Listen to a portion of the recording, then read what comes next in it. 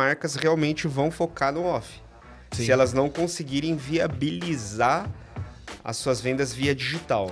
E, cara, eu acho que isso daqui é um ponto importante, querendo ou não, é uma tendência prática do que tá ocorrendo agora e vai ocorrer daqui pra frente, que é. Vai ter um momento que é assim, pô, quem dessas marcas aqui pode subir um anúncio no Google? Isso que eu tô comentando. O gestor Na tem que linha olhar de- assim, pô, tô aumentando vendas. Tá, mas qual linha de custo isso daqui sobe junto? Olá, pessoal. Estamos aqui começando mais um ROIConcast, o podcast da Ciclo E-Commerce, feito para você, gestor de e-commerce e marketing, a vender mais. E hoje o tema será que as principais tendências de marketing para 2025. É isso, Flávio? Exatamente. Ô, você não fez um gargarejo hoje? Não tomou um cafezinho e tal? É porque Não tá é, parecendo que eu tô pô, com é sono? que... Hã? É? Não, é porque geralmente quando tem convidado, a gente faz um pré ali, né? É Aí verdade. a gente tá mais aquecido na pauta. É verdade, é verdade, é verdade. Mas assim, a gente até separou essa pauta porque sempre que a gente usa a palavra tendência, na verdade, muita coisa já está sendo executada na prática, né? Então, todo ano a gente testa algo novo, a gente tem visto as coisas mudarem e várias frentes sendo aperfeiçoadas, não só no e-commerce, sim, no e-commerce, mas não só no e-commerce, mas no negócio como um todo, né? Nas lojas físicas, nas franquias, nos marketplaces e por aí vai. É um universo muito grande, né? E bora lá, vamos puxar aí o primeiro ponto, Flávio. Qual que é a primeiro tópico aí que você Boa. trouxe? Pra gente não entrar em óbvio, né? Tem muita coisa que a gente tá... Quando a gente fala de tendência, existem muitos conteúdos, cara, do que vai bombar, só que não tem nada prático, efetivo de como que você usa aquilo. Mas a gente está no mercado, no dia a dia, a gente conversa com várias operações, vários parceiros, a gente compreende principalmente a parte da aplicabilidade daquilo dentro do negócio. Porque tem muita tendência que muitas vezes ela não está no momento de implementação em determinados tipos de negócio. O que foi? Tá. Desculpa, cara. Eu me desconcentrei. A gente vai começar de novo. Por quê? Vai deixar rodando, não precisa pausar, não. Eu quero deixar Não, esse... deixa. É que Não precisa parar a gravação, não. Pô. Deixa aí o cara. Isso daqui vai voar, mano. Eu ia puxar esse tema, mas, cara, eu acho que tem um outro tema que a gente tava conversando ontem com o Vitor da Yave, que entre as tendências eu acho que é o mais... Não vou falar que é o mais relevante. Tem um que é o óbvio, que é claro que a gente vai falar de inteligência artificial aplicado no e-commerce, dentro das estratégias de marketing. Mas eu acho que tem um que é, cara, a questão das estruturas dos negócios, conectando com a questão da loja física e o digital, mas muito pensando nas empresas que elas são muito multimarcas, que é aquilo que a gente estava conversando com o Vitor. Muitas das empresas multimarcas, elas acabam utilizando o marketplace como um canal de venda e aquisição de cliente, só que tem grande parte da indústria que ela tá tirando, não é que ela tá tirando, na negociação, se você não é relevante, você não bate. O que foi? Tô me desconcentrando muito, cara, esse episódio, que eu tô lembrando muito daquilo, cara. Não deixa isso pro... Não, vai pro ar, pô. A galera aí vai... Não pode. Não, mas assim, vai, continua, Flávio. Desculpa te interromper. Só pra... Tem muitos revendedores de multimarcas que eles negociam com a indústria ali, com a marca, seja no segmento de calçado, de moda e por aí vai. E o que a indústria tá fazendo para não virar como que eu vou dizer? Cara, não virar meio que um hospício ali dentro do marketplace. Que é uma das políticas que a indústria está adotando é que pouquíssimas distribuidoras e revendedores das marcas, eles vão conseguir e vão poder trabalhar dentro do marketplace. Sim. Isso é uma das coisas que está ocorrendo nos bastidores das empresas. E isso daí vai muito da questão de operação do físico e digital, porque tem grandes marcas e redes de lojas que eles não estão priorizando mais o canal digital por conta disso, porque o custo de aquisição tá ficando alto, às vezes não compensa, e aí eles acabam aproveitando, pô, a rede ali física que já tem. E, cara, eu acho que isso daqui é um ponto importante, querendo ou não, é uma tendência prática do que tá ocorrendo agora e vai ocorrer daqui para frente, que né, não vai ser todo mundo que, eu comprei meia dúzia de produto aqui, vou conseguir startar um marketplace. E aí tá tendo briga da indústria com os marketplaces nos bastidores disso. Isso é um ponto. Não, esse é um ponto interessante, né? Eu vejo isso também de algumas empresas que a gente tem acesso e estão pensando em fazer essa expansão, né? Algumas, por exemplo, questionam muito a questão de como que os preços eles foram mudando ao longo dos anos, né?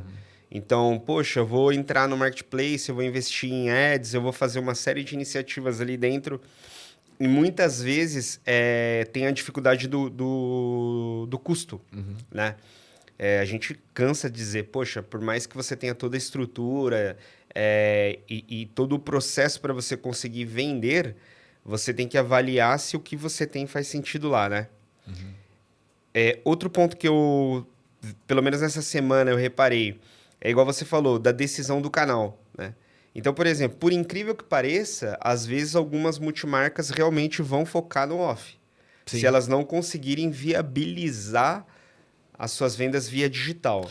Mas que eu digo viabilizar via marketplace.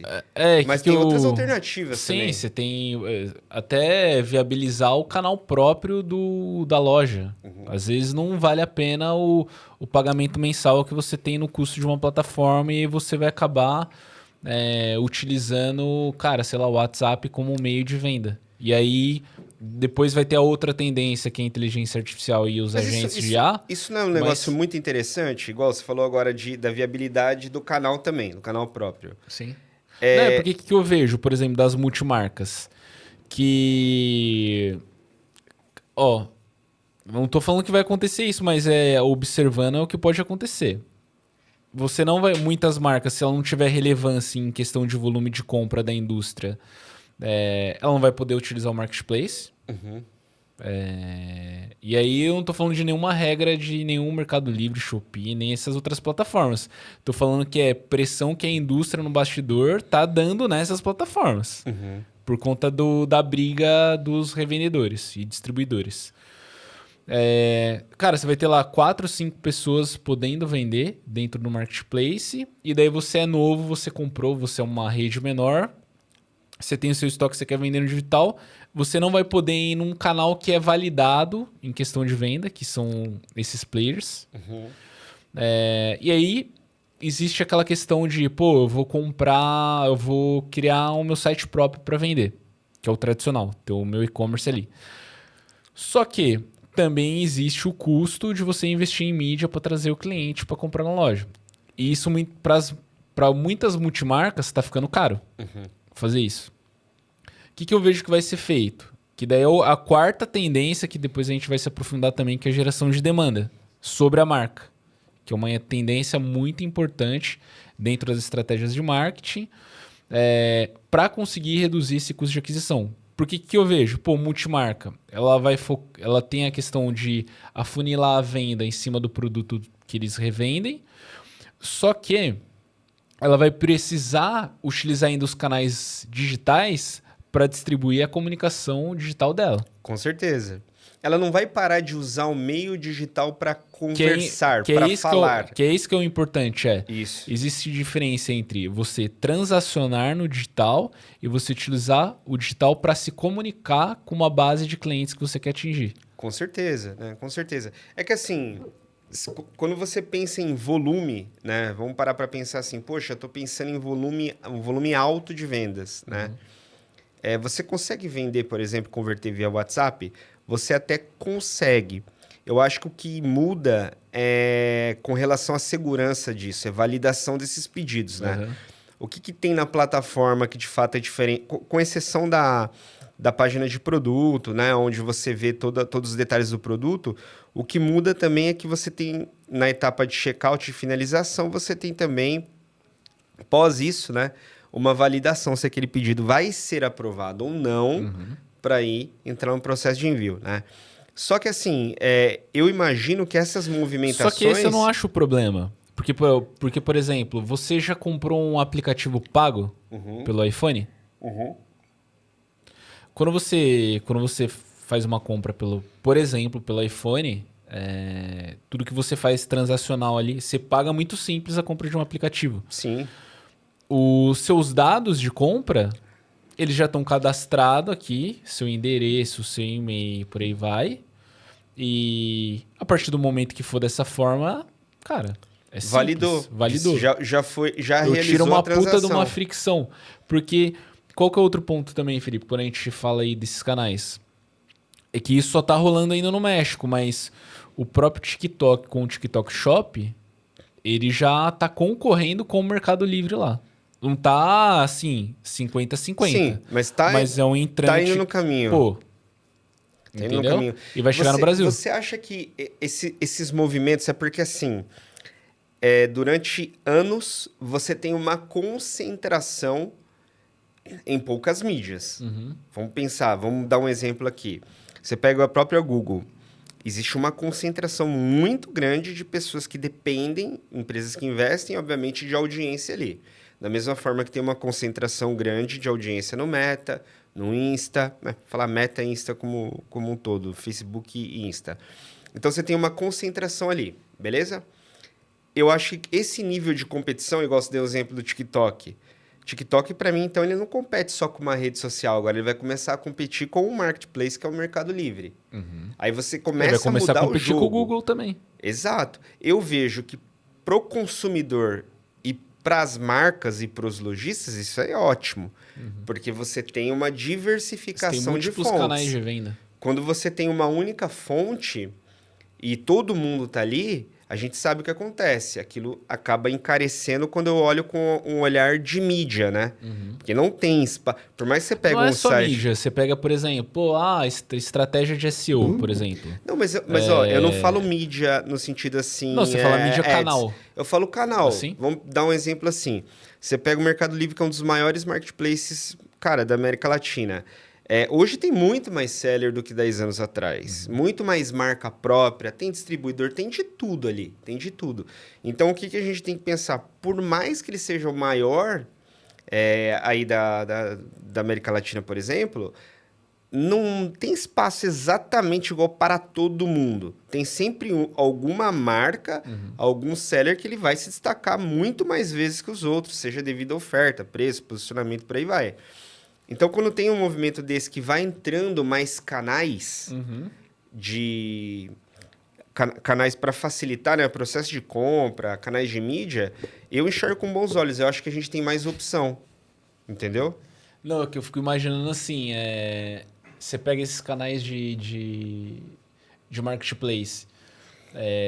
Cara, os caras fazendo esse tipo de corte em quem que vai vender, porque eu lembro que tinha uma época que... Cara, que tem gente que tinha marca da indústria que falava quem poderia anunciar ou não. Entendeu? Vai ter um momento que é assim, pô, quem dessas marcas aqui pode subir um anúncio no Google? Sim, não eu entendo. É porque assim, eu fico muito pensando nas possibilidades que vão existir no ano a ano. Por exemplo, eu vou pegar outro segmento que talvez quem não está no e-commerce não veja tanto. Esses dias eu estava conversando lá com o nosso cliente da Odonto Clinic, Rodrigo. A gente estava comentando sobre canais de aquisição de clientes. Vou falar de um portal aqui. Putz, como que é o nome daquela? Doctoloria. Acho que é isso. Eu não sei se estou pronunciando certo. Cara, é um site, é um grande site, que por detrás você tem os profissionais de odonto, médico, todas as categorias. E do outro lado você tem as clínicas e está conectado ao sistema de agendas e o processo é feito automático e gera o lead na ponta. Você vai falar, o que isso tem a ver com o e-com? É o mesmo conceito que os marketplaces fazem. Eles absorvem uma fatia muito grande de audiência e eles facilitam o processo de compra. Sim. Nesse caso, não é uma compra transacional, não tem a transação online, mas você tem um processo de agendamento para que isso ocorra. Então, para mim, o que eu enxergo também? Eu enxergo que a cada ano sempre vai ter uma nova solução para melhorar a eficiência digital para que o consumidor compre. Então, quando você traz uma notícia do TikTok para mim fazer essa inovação de brigar com o Mercado Livre, ele já tem o primeiro item que é uma grande audiência. Sim. Que é o fator-chave para um grande marketplace existir. Se ele não tiver tráfego alto, esquece. Agora, segundo fator, como tem grande audiência e os dados dos clientes entende o que os clientes estão interagindo, comentando, navegando, você pode até futuramente personalizar os anúncios de compra de produtos para exibir para aquele cliente, que isso provavelmente já é feito. Então, é mais uma inovação que ela vai direcionando para um ponto de redução de fricção. Eu vejo isso no WhatsApp, também é possível.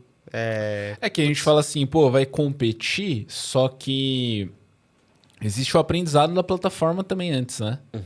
Então, por exemplo, para você chegar num... Tô lançando aqui o marketplace do TikTok e tal, mas para você chegar ainda na personalização do consumo do cliente, é outra coisa, né? Você navega que nem você navega num aplicativo ali da Amazon, do Mercado Livre, cara, você já tá há anos navegando dentro. Então, existem muitos dados. Sim, não, com certeza, tem muita coisa. Mas você não acha que essas plataformas elas vão convergindo no sentido de, por exemplo, TikTok indo para o lado de um ambiente de compra, certo? Aí você pega um exemplo da Shopee, que é um ambiente de compra que usa muitas características de redes sociais lá dentro. Usa live movimentou muito. Tem uma série de itens. O Mercado Livre também tem seguidores e tudo mais. Mas eu acho que assim, na Shopee, por exemplo, você tem muito aspecto do que as redes sociais fazem, só que lá dentro. Sim. Né? Eu acho que acaba mesclando um pouco. É porque tem um tempo, né? Acho que saiu os dados de tempo de navegação da Shopee. Aí faz sentido, né? Porque, por exemplo, é igual a gente estava conversando com a Raíza aqui da Wide. Pô, a gente pode falar que, pô, live commerce é uma tendência. É uma tendência, só que depende de quem vai utilizar aquilo. Porque, pela própria comprovação dela a live commerce ela funciona para marcas que têm uma grande audiência. E aí, grande audiência, eu não estou falando de uma marca que ela tem 100 mil seguidores no Instagram. E aí, como que eu vou movimentar essa base para dentro da loja? É muito mais fácil fazer a live no Instagram do que tentar movimentar esses seguidores para dentro da loja. Porque aí eu já tenho uma curva de conversão para as pessoas irem assistir a live. Não sei se está entendendo. Não, entendo. Porque, por exemplo, aí eu pego o Shopee. Obviamente, a Shopee deve ter olhado assim, pô, o usuário aqui, os caras ficam de 10 a 20 minutos. Pô, faz sentido ter uma live. Mas qual e-commerce que o usuário fica 10, 20 minutos? Às vezes esse processo é do tamanho do momento já que a pessoa já está no processo de comprar um produto lá dentro.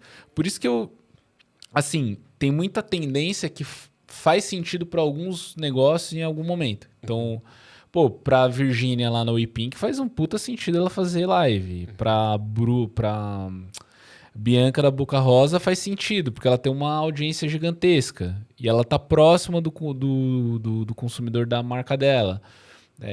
Entre outras marcas que envolvem as influenciadoras que têm as DNVBs delas. Mas, para grande parte, a própria Raíza, pô, ela testou mais de 8 mil lojas. Então, já sabe. Então, no caso, a estratégia de video commerce faça mais sentido. Então, seria uma micro tendência. Entendeu? Sim. Não seria, nossa, que tendência aqui, live commerce, por aí vai. Então, acho que tem que garimpar de qual tipo de tendência faz sentido para o negócio nesse momento, entendeu? Perfeito. E, obviamente, algumas dessas vão vir e vão ficar, né? Porque como toda tendência, toda inovação, tem muita coisa sendo testada, né? Eu acho que tem coisas que vão vir, vão funcionar e vão ficar sólidas. E tem coisas simplesmente que vão passar simplesmente por um tempo, talvez não tenha tanto sentido depois, né? Mas eu acho que assim, é igual eu tava falando pra Tati, tem tendência que ela faz sentido quando existe uma outra tecnologia que vai se conectar a ela.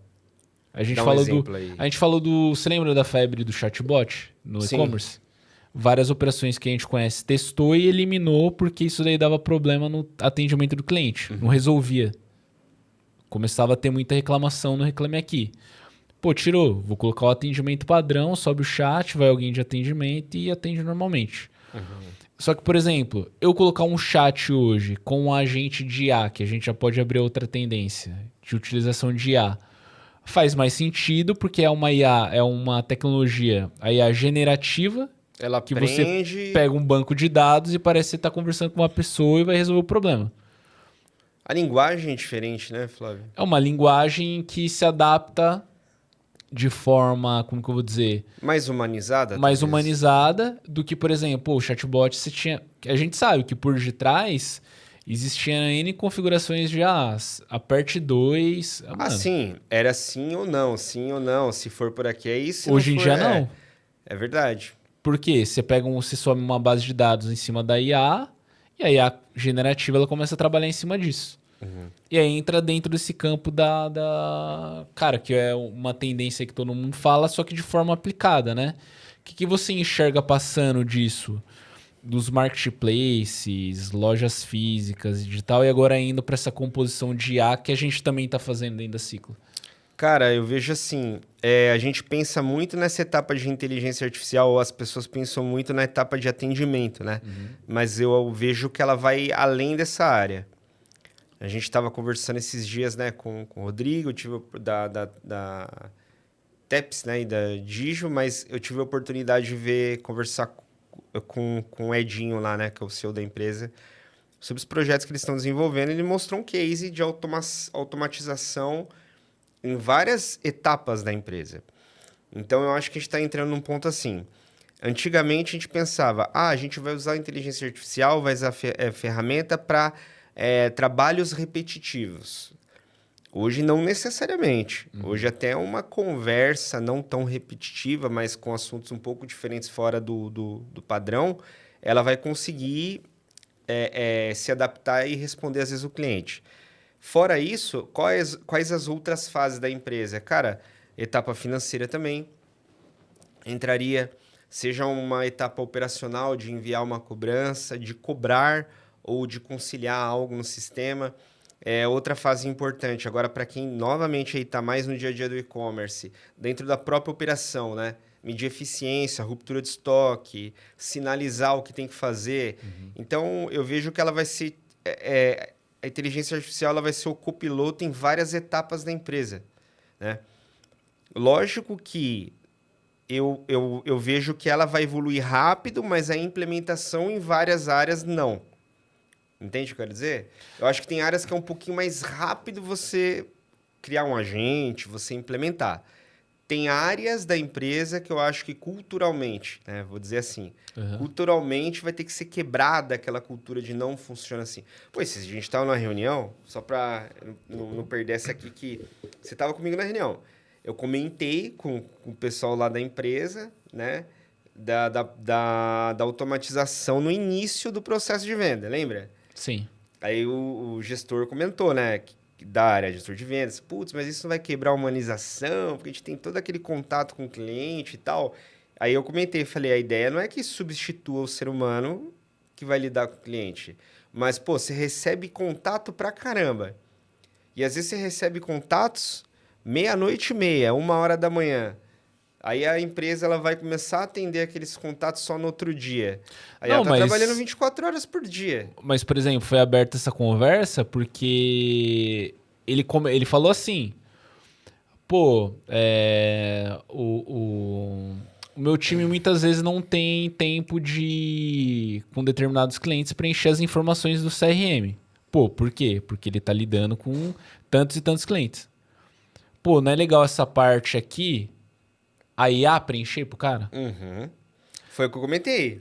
Pô, entendeu? Para agilizar o tempo dele. Ou tem aquela IA que você coloca aqui atrás do celular, de telefone, coloca na mesa e tal, ela vai documentando ali e você consegue jogar para um sistema. Não precisa mais, entendeu? Sim. Eu acho assim, eu já tive experiência como consumidor comprando, sendo atendido por uma IA. Também acho que não é só a ferramenta, acho que a empresa que está inserindo ela organizou e planejou, executou bem. Entende o que eu quero dizer? Acho que não é sair pra você sair Sim, plugando. mas por exemplo, eu vejo que para plugar a IA da forma correta, o que você tem que fazer? Mapear primeiramente o processo, cara. Em qual sentido? Pô, eu vou analisar aqui o crescimento do faturamento e ver em qual linha de qual processo, na hora que eu aumento o faturamento, eu aumento o custo junto. E aí isso eu vou buscar implementar uma tecnologia, uma IA, para conseguir... Porque você tem aquelas etapas, né? Você tem o processo e a sistematização desse processo. Que eu acho que é o melhor momento de você implementar um tipo de automação em uma IA. Que é quando um processo ele já está tão maduro e aí você precisa sistematizar ele. Por que você precisa sistematizar ele? Para que o ser humano não rompa e falhe nesse processo. Exato. Sem contar que você pode usar, você pode pensar nela de uma forma de aperfeiçoamento, né, Flávio? Vou Por dar um exemplo, exemplo. Vou dar um exemplo quando você lida com grandes volumes de contatos, tá? No B2B, a gente tem, ou não só no B2B, pode ser no B2C também, quando o foco é lead. Você tem a questão de garimpar isso. Sim. Por quê? Porque nem todo lead ele é altamente qualificado e com alta intenção. Ele está misturado ali, dentro do que aquele e-commerce quer, dentro do que aquela empresa local quer, enfim, ele tá ali misturado. O que eu percebo? Não é só na automatização do processo de atender e conseguir melhorar a experiência. Ah, não, quando eu Mas tô aí falando de ela vai... automação, eu tô falando automação de tudo. Por exemplo, que nem um dos cases lá que a gente tava conversando com o Rodrigo pô, a gente tava aumentando a empresa, aumentando o faturamento, e aí, cara, os processos que foram incluídos, os agentes, não tinha nada a ver com atendimento. Porque na linha, é isso que eu tô comentando. O gestor Na tem que linha olhar de... assim, pô, tô aumentando vendas. Tá, mas qual linha de custo isso daqui sobe junto? Quando aumentou as vendas? Não, sim, o que eu ia comentar é assim, que no aprendizado que ela tem trabalhando no processo, ela consegue organizar para você um ponto de vista externo que talvez você, ser humano, levaria mais tempo para Sim. ver. Uhum. Então, vou voltar ao ponto que eu estava falando. Vamos supor, eu vou entrar em várias áreas, não vou ficar só na parte de atendimento ou vendas. Vendas se lida com volume. Deste volume, esses clientes vão ser organizados em etapas ou potenciais clientes. Por quê?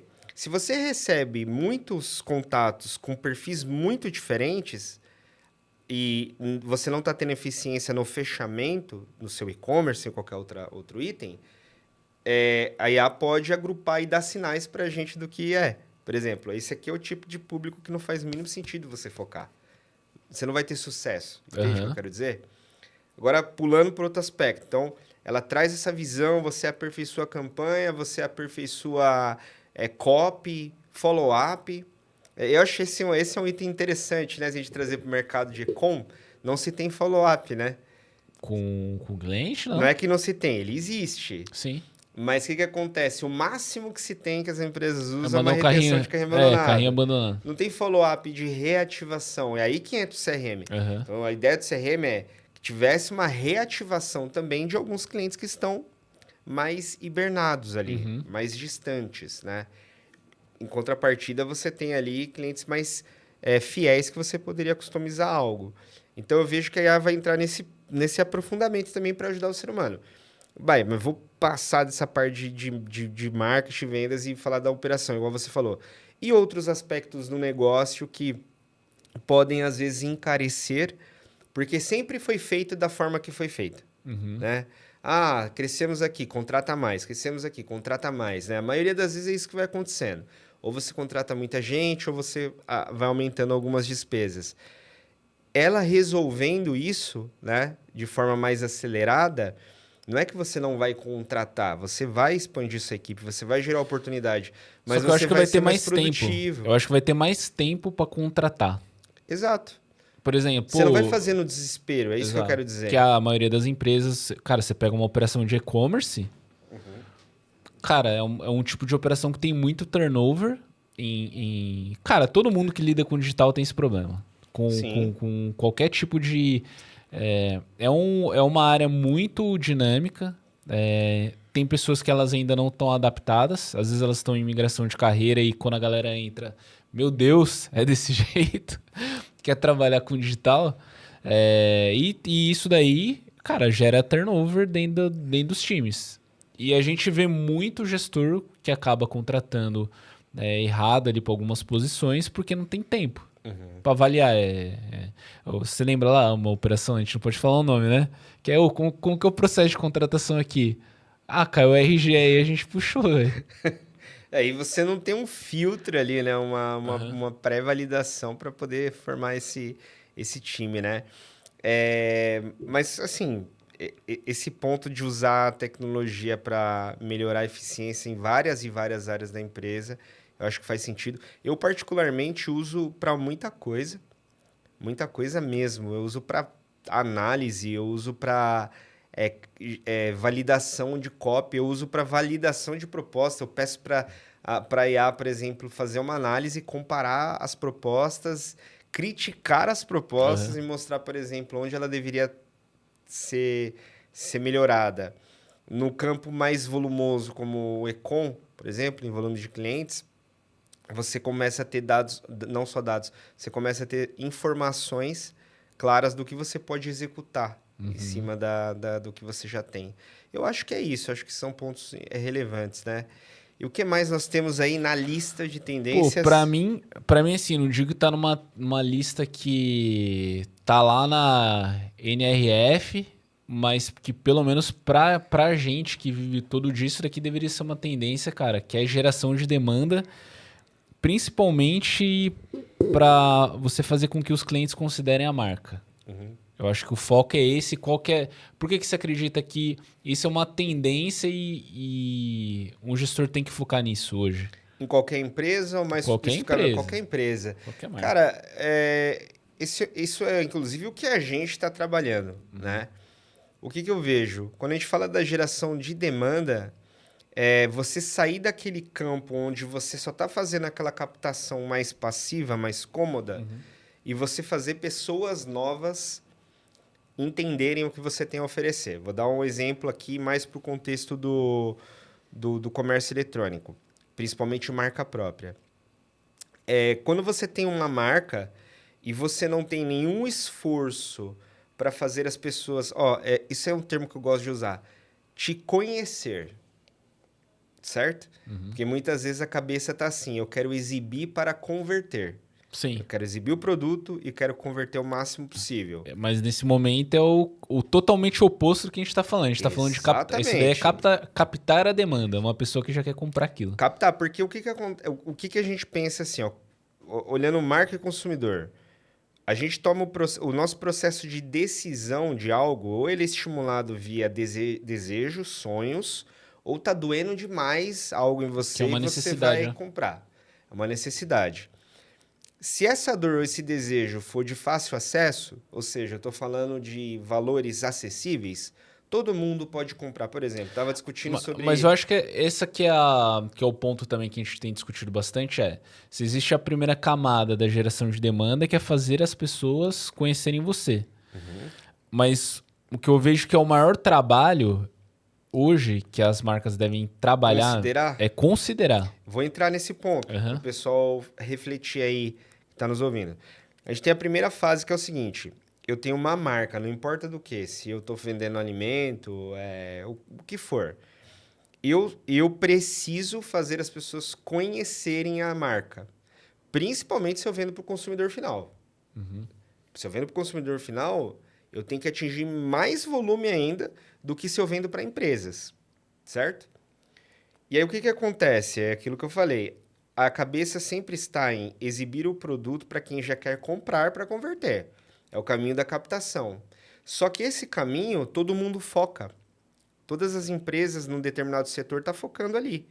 Ou seja, fica escasso e fica caro. Por que vai ficar caro? Porque você não tem um volume maior de pessoas que estão ali. E aí você tem que subir esse nível de consciência.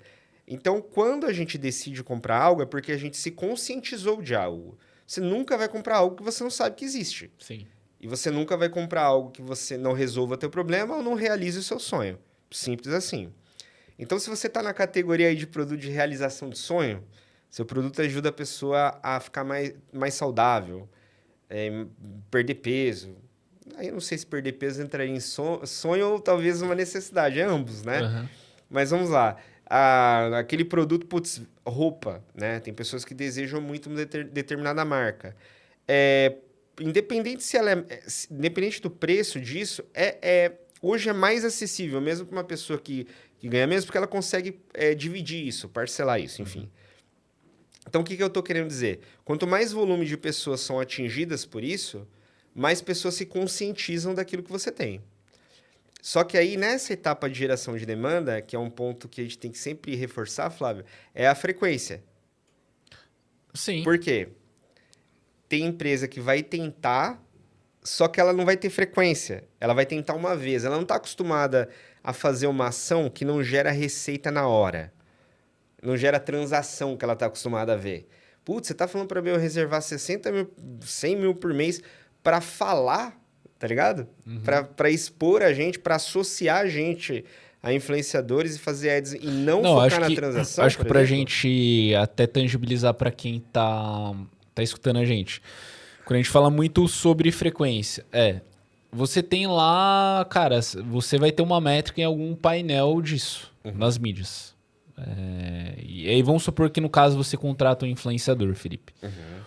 Você não é igual a dash do Google e do Facebook lá, que você vai lá, entra e aí tem a métrica de frequência de que quantas vezes a mesma pessoa viu a mensagem que você está anunciando. Exato. Se você está contratando um influenciador, não adianta você ir lá e falar assim, pô, faz uma ação aqui só. Porque a frequência ela é baixa. Exato. Então você vai ter a frequência de 1. Um ponto. A média é quanto que a gente sempre fala? Cara, sei lá, 8, Cara, dependendo do segmento, tem gente já falando de exibir 40 vezes. Exato. Tem um artigo do Meta, do Meta, que ele informa uma média de 7 a 8. Então. Em alguns segmentos, igual você falou, 10 a 12. Olha, e vamos raciocinar isso em custo?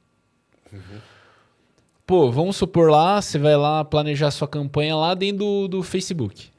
Aí você viu que o CPM dessa segmentação que você tem é de R$30. Correto? Então é 7. Quanto que dá 7 vezes 30? Vamos fazer aqui para ver Faz quanto que vai conta aí. ficar aqui. Quanto que você vai investir? Não, o CPM tá 7 vezes 30. 210. 210? Então, por exemplo, para 1.000 pessoas, eu vou gastar... para pensar assim, para mim impactar 1.000 pessoas 7 vezes, eu vou gastar 210. Na hora que você desenhar o seu funil lá, total, de planejamento, de impacto, por aí vai... Cara, vamos supor que você tem que impactar 100 mil consumidores dentro desse público. Quanto você vai ter que gastar? Muito. Entende? Mas e assim, aí, principalmente nessa estratégia assim, pô, as pessoas elas precisam... Eu tô no momento de... cara, exibir a minha marca e fazer as pessoas considerarem ela, que é o outro trabalho ainda. Eu tô falando agora só de impactar para as pessoas saberem quem que eu sou. Agora, no momento de considerar, já é outra coisa. Porque, por exemplo, pô, eu exibi ali. O consumidor tem um dinheiro. E agora? Como que eu vou fazer para ele mas o que eu vejo, aí eu vou entrar nesse ponto que vai ajudar na consideração. Ó, primeiro, a gente está falando da fase de alcance e alcançar o máximo de pessoas dentro do perfil setado para gerar consciência, beleza? E aí envolve a frequência, beleza? A gente põe... faz campanha, faz conteúdo e aquilo fixa. Quais são os atributos que podem fazer considerar, que o consumidor considere aquilo? Não é só... Aí já não entraria, na minha opinião, só a mídia em si. Eu posso até fazer campanhas específicas de mídia de consideração, mas aí eu vou usar itens que dão peso. Por exemplo, a marca está associada a uma pessoa que é altamente respeitada pelo aquele público, ele dá um peso positivo. Por quê? Porque as pessoas tendem a seguir o que uma pessoa que é considerada referência e autoridade para ela diz. Por isso que a gente fala de setar bem os influenciadores. Influenciador não é só uma pessoa com muitos seguidores. Entende? É o que ele faz, o que ele fala. O que ele fala, né? O que ele defende o quê? Então, se a sua marca tem aderência para aquilo, faz sentido e você vai investir em ads junto com aquele, com aquele, com aquele parceiro, por exemplo, né? Que dá peso. Outro item que dá peso na consideração, depoimento de pessoas que já compraram, Que é a né? prova social. Putz, isso aí é incrível. Isso aí até vende-se por si só, né? Porque se você adquire um volume grande de clientes que têm boa experiência, o teu índice de indicação aumenta, né? Uhum. Então, a indicação, ela sobe porque a base de clientes satisfeitas subiu.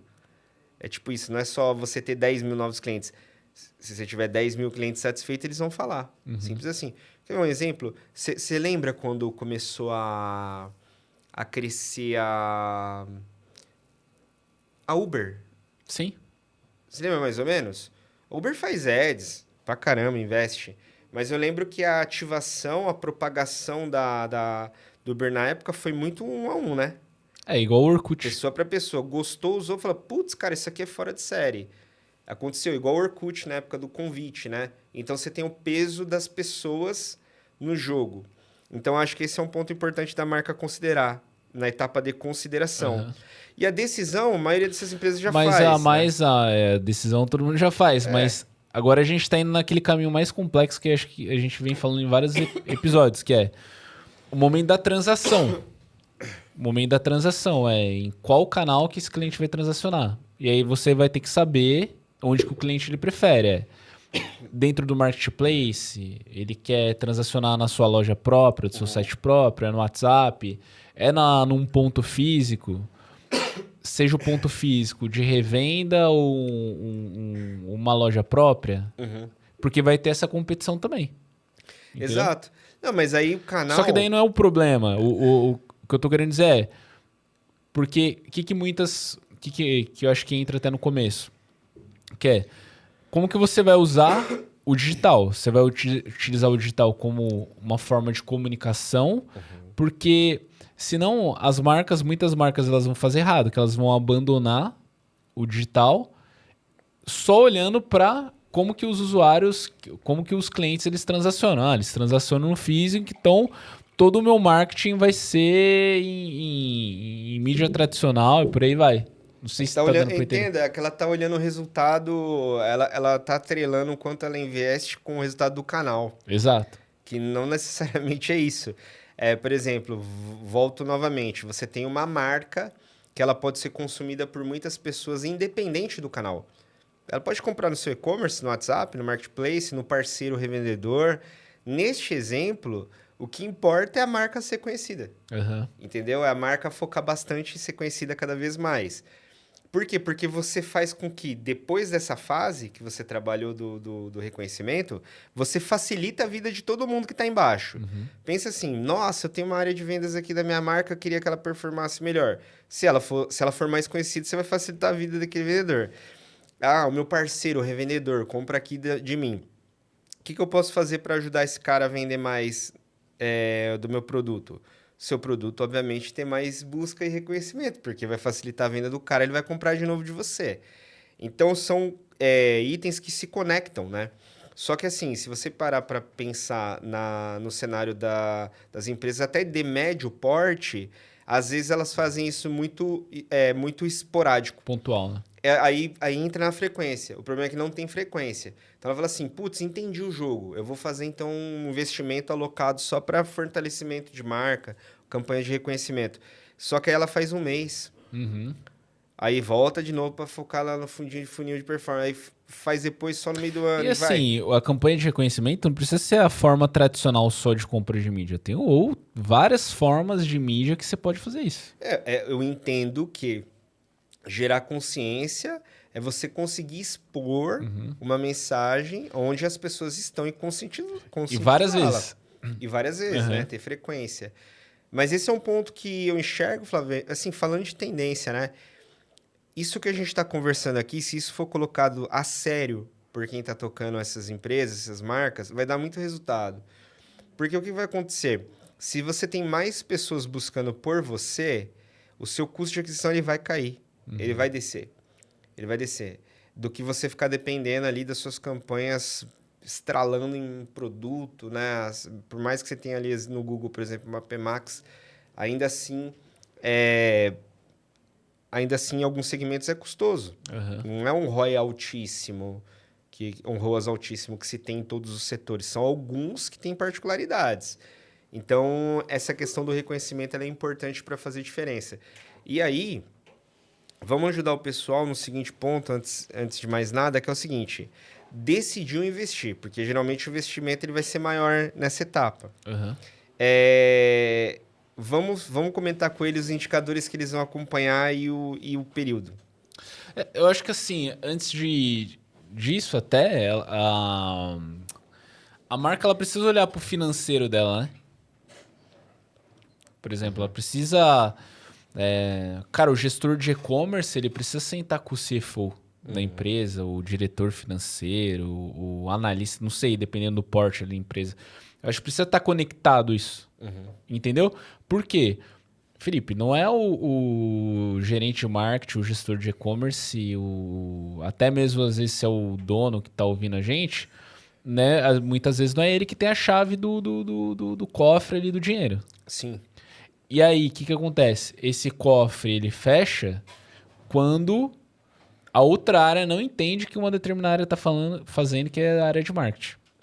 Entendeu? Então, eu acho que precisa, primeiro, se ajuntar esses times, esses profissionais, para conseguir cada um entender o momento. Legal. Porque, por exemplo, o financeiro lida com a área de compras. Se a gente está falando de um e-commerce que vende produto físico, lido com a área de compras. A área de compras é quem sabe ali a quantidade de produtos que vai ser comprado, estoque e por aí vai.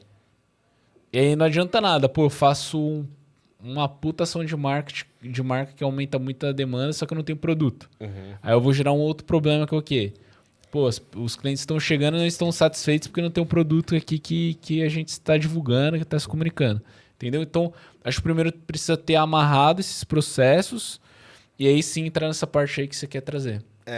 E é engraçado, assim, eu acompanho... A gente grava podcast, mas eu acompanho várias referências também, né? E aí eu gosto, às vezes, de acompanhar fundadores e empreendedores de marcas já bem conhecidas, né? E é engraçado que isso para eles já é muito comum. Não é porque eles são grandes, é porque é comum. Na cabeça deles, acho que já funciona. Eu preciso ser muito conhecido. Tanto que você vê que tem uma infinidade de marcas, né? Em vários segmentos. Mas aquelas extremamente conhecidas não são uma infinidade, né? As que estão mais expostas. E eu acho que conforme vai evoluindo a empresa, o empreendedor ele vai entendendo isso. Mas eu acho que você tocou num outro ponto, eu estava falando com um parceiro nosso, né? Com um cliente nosso sobre isso. Eu falei assim, sabe o que é legal do que a gente está fazendo? É que a gente está conectando você que faz a gestão e administração financeira do negócio com o que precisa ser feito na comunicação e na parte de crescimento de marketing. Era um item que não existia antes. Vou dar um exemplo que ocorre também, que se não tiver conexão. Digamos que o orçamento seja definido isoladamente pelo gestor, dono da empresa, mais pro lado financeiro. Ele chega e fala assim, minha meta é faturar 2 milhões de reais no mês e eu vou liberar isso aqui de orçamento. Se essa liberação ela for feita daquela forma, olhando só o percentual, você me entende? Sim.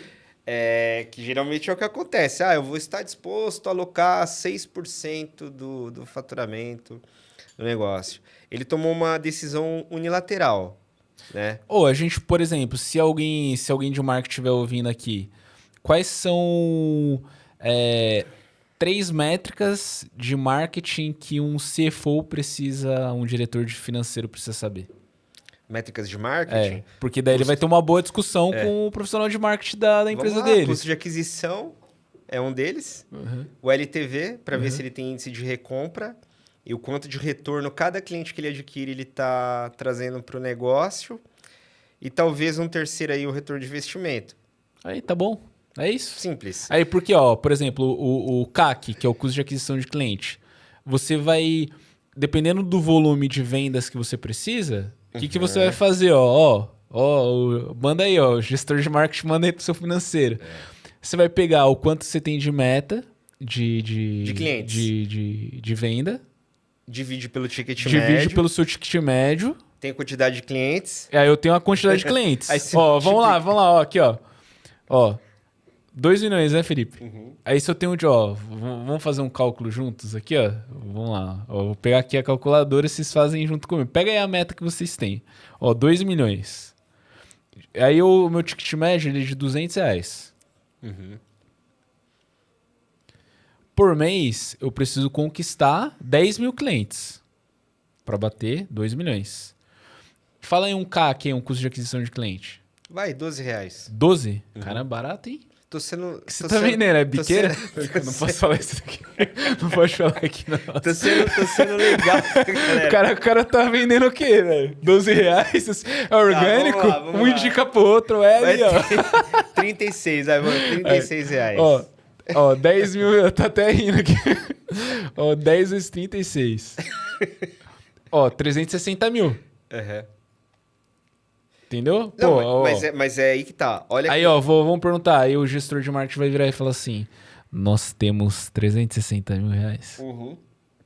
Mas é por isso que é importante todos estarem na mesa. E qual que é o ponto também?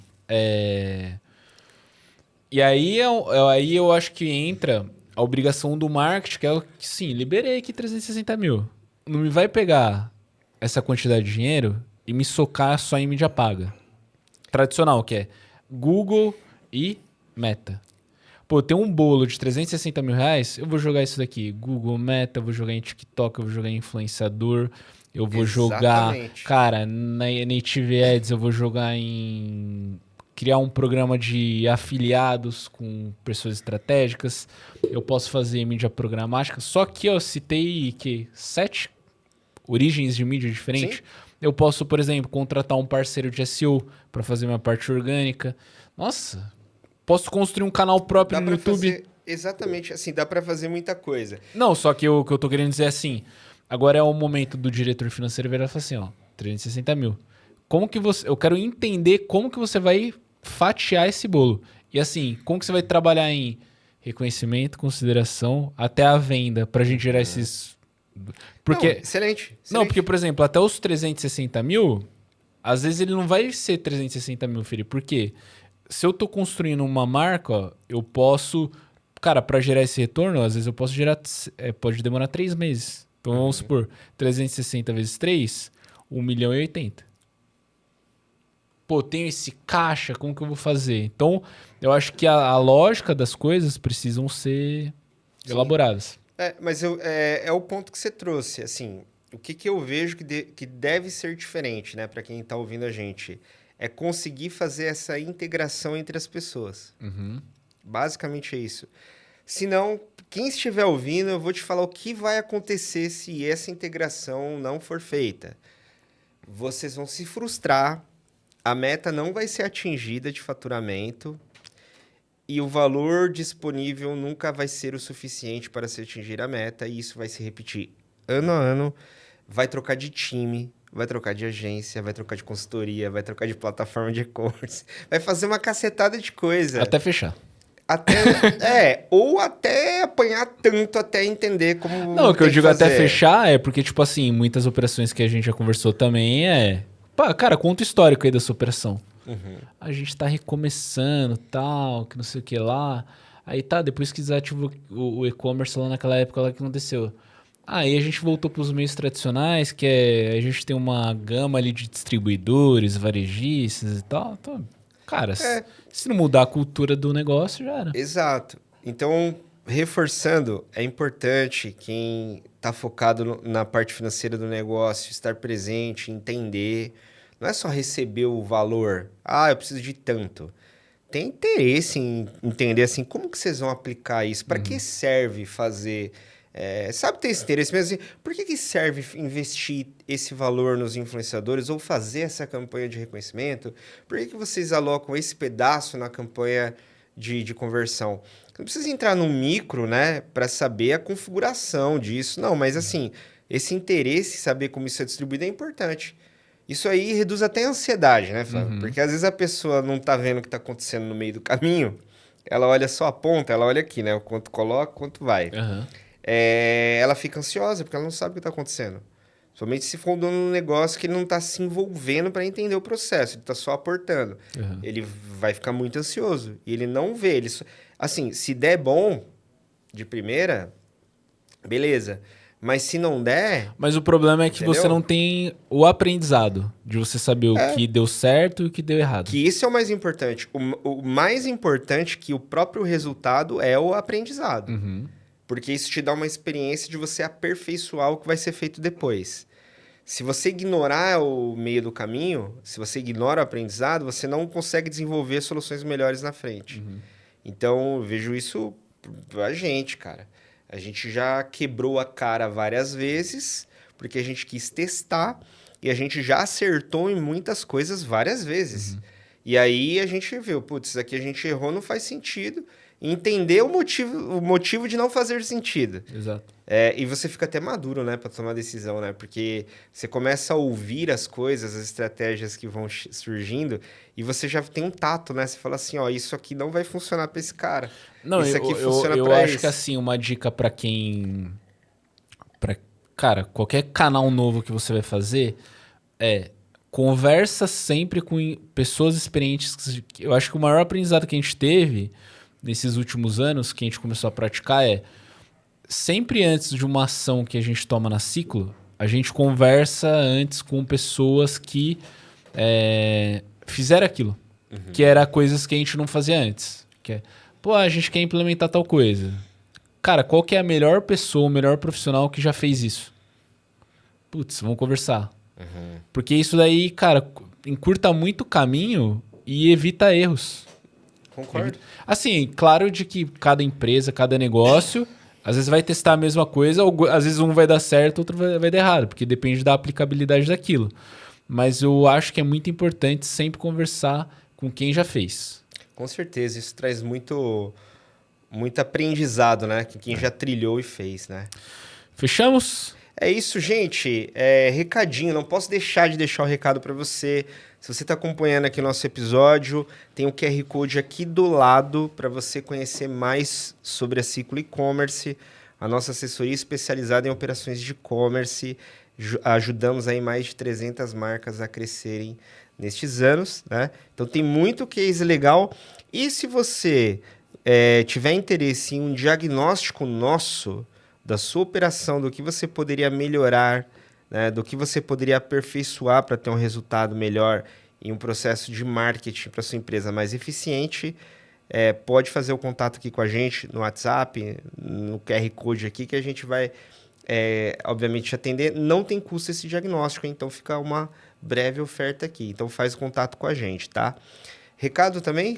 É isso. Eu não vou falar da premiação, mas se esse episódio sair antes, Claro. não esqueça de votar na gente no link. A gente está concorrendo como a melhor agência de performance digital na ABCom e eu estou concorrendo como o melhor profissional de marketing digital na ABCom. Olha o que esse podcast fez Eu vou pelo cara, gente. Vai ficar mais caro o passe, hein? Eu gravo esse podcast há 3 anos desde o online. Mas quem que criou? É verdade. Ele criou, eu sou o comunicador. Tô brincando, ó, vamos explicar bastidores. Eu virava pro Felipe pro Alan e falava assim, 2018, hein? Vamos criar um podcast, Aí chegou a pandemia, a gente foi lá e fez. Verdade. E seguimos firmes e forte aqui na nossa missão. Pessoal, obrigado para quem acompanhou até aqui. Espero que tenha gostado do conteúdo. Deixa seu comentário, se inscreva no canal, compartilhe com mais pessoas se você acredita que a gente possa ajudar através do que a gente conversou aqui, tá bom? Um grande abraço e boas vendas. Tchau, tchau.